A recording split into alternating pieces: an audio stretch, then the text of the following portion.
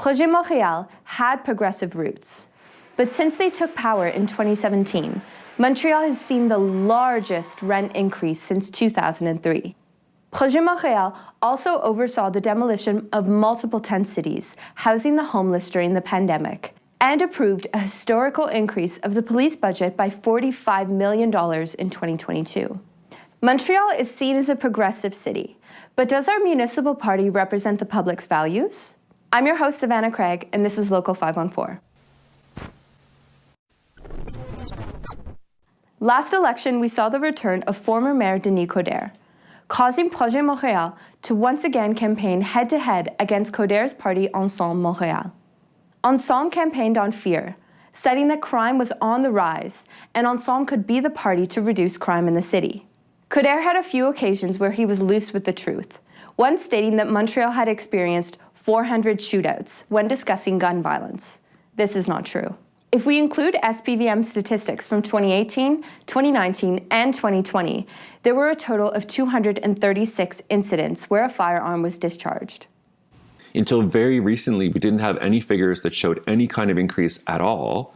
Gun crime in Montreal was actually down through 2020 and most of 2021. They came out in front during the campaign, knowing that Denis Coderre and Ensemble Montréal were going to campaign on fear of gun violence, fear of gangs, and we're going to campaign on increased police funding.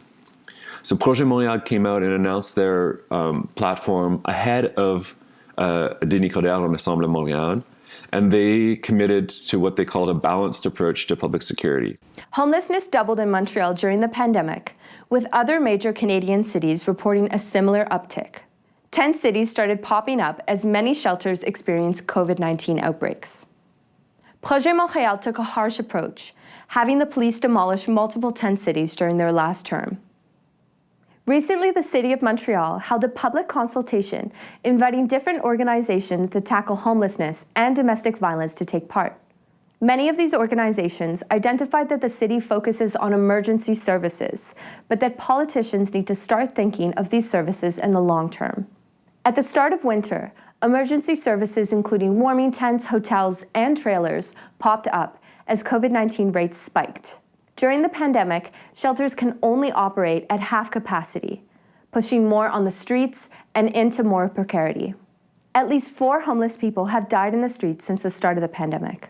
Valérie Plante says that the Quebec government is responsible for handling homelessness in the province. J'ai rappelé souvent quel était le rôle de la Ville de Montréal. C'est-à-dire, on est là pour essentiellement trouver des lieux et puis coordonner d'une certaine façon certaines activités. Mais il en demeure pas moins que quand il est question d'établir des cibles et du financement, c'est la responsabilité du gouvernement du Québec qui est en charge de la santé et donc de l'itinérance. She added that the city is still aiming to develop social housing and that Montreal needs to get out of seasonal logic to provide full-time services.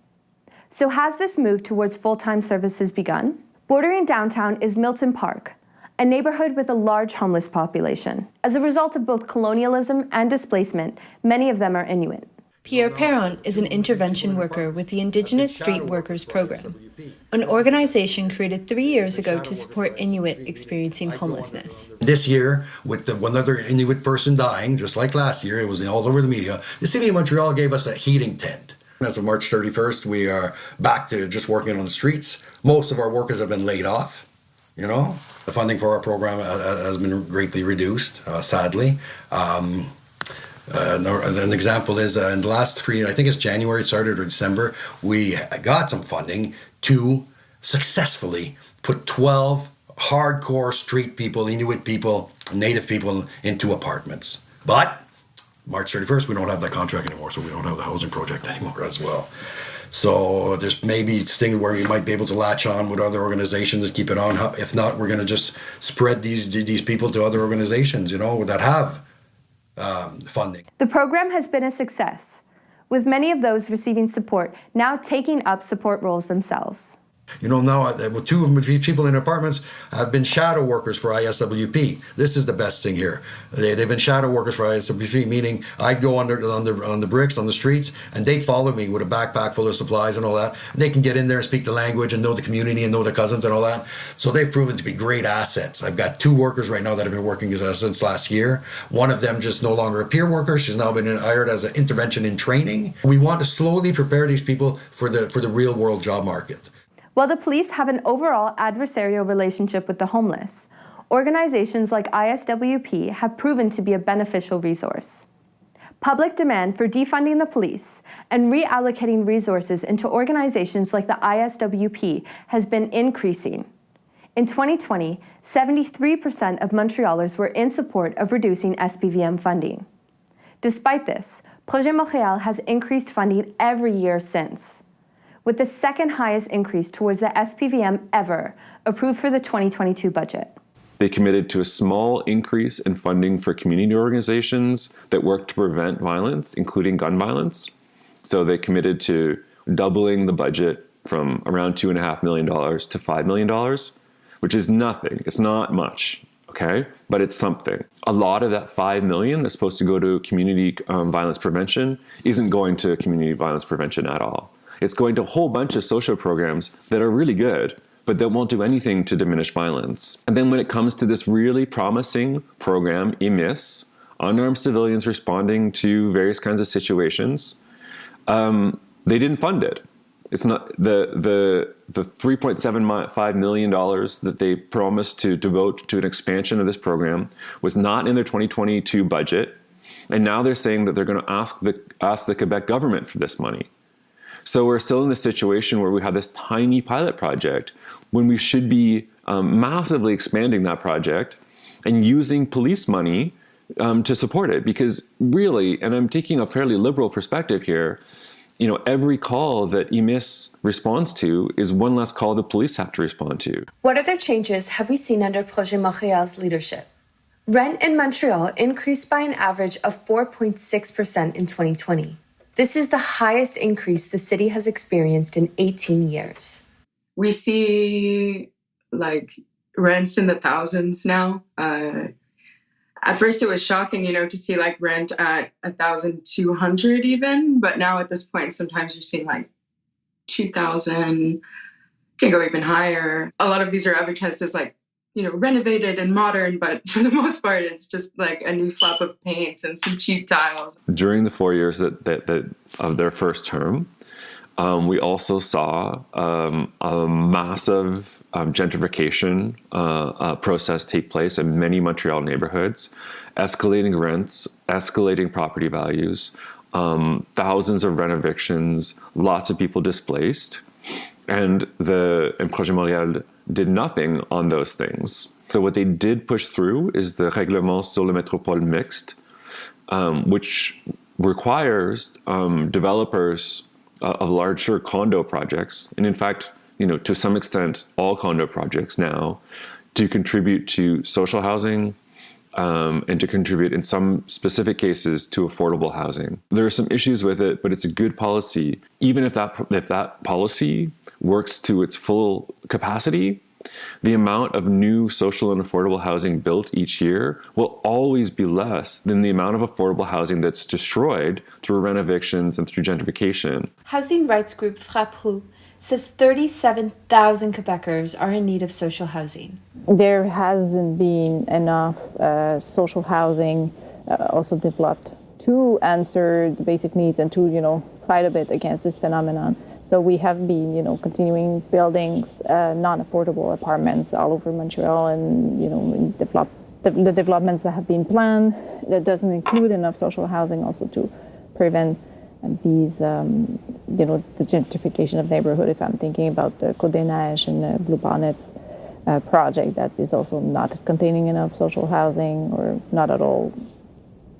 In certain cases, the most vulnerable tenants, the poorest tenants, are basically getting evicted of Montreal, and they have no other places to go because the places where it was still affordable, like Montréal Nord or Antiquartier-Ville, the vacancy rate of these neighborhoods are nearly 0% in some cases, or around 1%. We haven't done anything to really improve the condition of the low-income tenants that are looking for an apartment and at the same time fighting for their basic rights to just keep their apartment they have been living in for many years.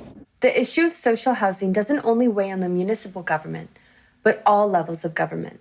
Under Projet Montreal, because the Quebec government was not financing also at all compared to what Denis Coderre was able to receive from the Quebec government and even sometimes from the federal government. So obviously Projet Montreal had to fight more to get any investment from the Quebec government. It has been significantly reduced when the CAQ got elected and under Legault's government. 1,500 units for all Quebec is still ridiculous if we want to support the development of enough units to support all the tenants that are expecting to have a social housing unit. We're talking in Quebec like 32,000, around 32,000 are subscribed on the list of low-income housing. So by 1,500 units a year is still not enough. But obviously, we have been really deceived when we realized that the CAQ was not going to do better. Liberal critic for public finance, Carlos Leitao, called what the CAQ is providing towards social housing a joke, adding that the provincial government continues to state that the housing crisis is something that is happening in Vancouver and in Toronto, but not in Quebec. The housing crisis is not a one solution type thing. It requires action on all levels of government, federal, provincial, and municipal as well. But it seems that when the municipal government does end up making these promises, especially during campaign times, there's some really lazy bylaws that get passed with some really lazy loopholes. And I see that as a pattern from Projet Montreal also. One of the bylaws Lee is referring to is the Responsible Landlord Certification. This requires landlords to register their property online in a public record. This will include the rental fee, vacancy, proof of inspections, whether the building is up to code, free of vermin, and what work has been completed or needs to be done. This is required to be renewed every 5 years. Every 5 years is not frequent enough for new tenants to be aware of large rent increases. Only landlords responsible for 8 units or more will be obligated to register. Properties of 8 units or more only account for an estimated 35% of the city's rental market. So do you think Projet Montreal is progressive? How could they represent Montreal even more? Let us know below in the comments.